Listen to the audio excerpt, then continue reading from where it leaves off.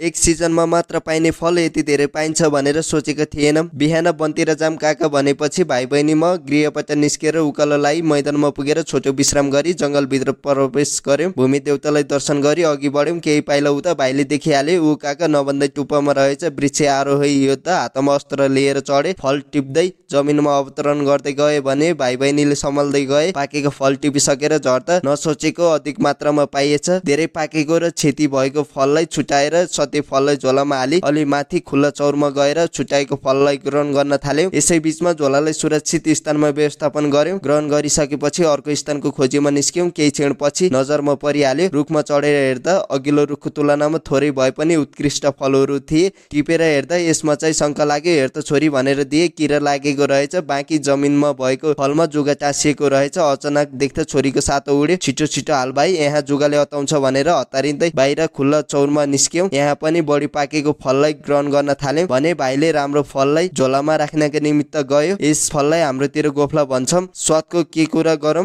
मक्खन नै हुन्छ। भाइ आएपछि हामी उकालो लाग्यौं। बाटोमै देखियो। यस बुटमा म टिप्छु काका भनेर टिपेर देखाइहाल्यो। बहिनीले पनि नृत्यद्वारा खुसी प्रकट गरिहाली। यसै बीचमा मेरो नजर यस फलमा पर्यो। यो फलको नाम के हो कमेन्ट गर्नु होला। यस बुटमा टिप्न बितेका र अप्ठ्यारोमा भएका गोफलालाई टिपेर जमिनमा ल्याई हेर्दा बिग्रिसकेकोलाई पाखामा, खान योग्यलाई मुखमा गरेर मैले देखेको स्थानमा लगे। पहिलो बुटमा कम मात्रामा पाकेको फललाई टिपेर केही दिन पहिला घोचा काट्दा देखेको स्थानमा लगेर हेर्दा पाक्दै नपाकेको रहेछ। हामीलाई अहिलेसम्म टिपेको गोफलाले पुगिहाल्छ, अब फर्किम है भनी बाटोमा निस्केर घोचाको भारी हाली ओह्रालो झर्यौं। राखेको स्थानबाट झोला निकाली हामी गृहमा आइपुग्यौं।